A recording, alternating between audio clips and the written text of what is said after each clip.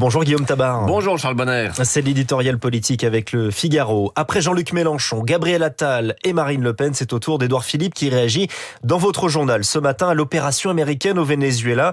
La politique étrangère devient-elle donc centrale dans le débat politique national ? Écoutez, un événement d'une telle ampleur les obligeait évidemment à réagir, mais ce qui est effectivement nouveau, c'est l'attention nouvelle et colossale de l'opinion sur ces questions. Au début de cette semaine, Emmanuel Macron, Marine Le Pen et Jean-Luc Mélenchon ont tous les trois fait le constat qu'avec leur expression sur le Venezuela, ils avaient battu et de très loin leur propre record de consultation ou de vues, comme on dit. Alors, soyons prudents, on voit bien avec la vague de neige en ce moment comment un événement à 100% domestique peut très vite chasser un séisme international dans la hiérarchie médiatique de l'information.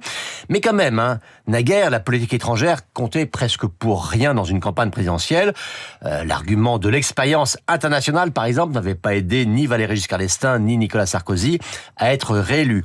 Mais on peut parier qu'en 2027, l'équilibre du monde pèsera dans la campagne. Qu'est-ce qui vous fait dire ça ?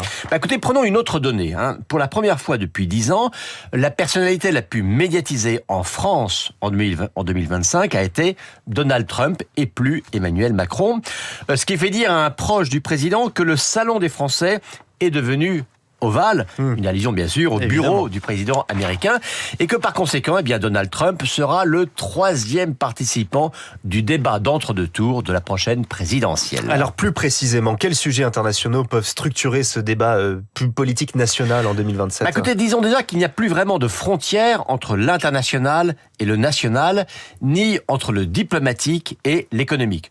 Regardez, ce que décide Donald Trump sur les droits de douane a infiniment plus d'impact sur notre agriculture ou notre industrie que le vote à l'Assemblée d'un amendement sur le budget.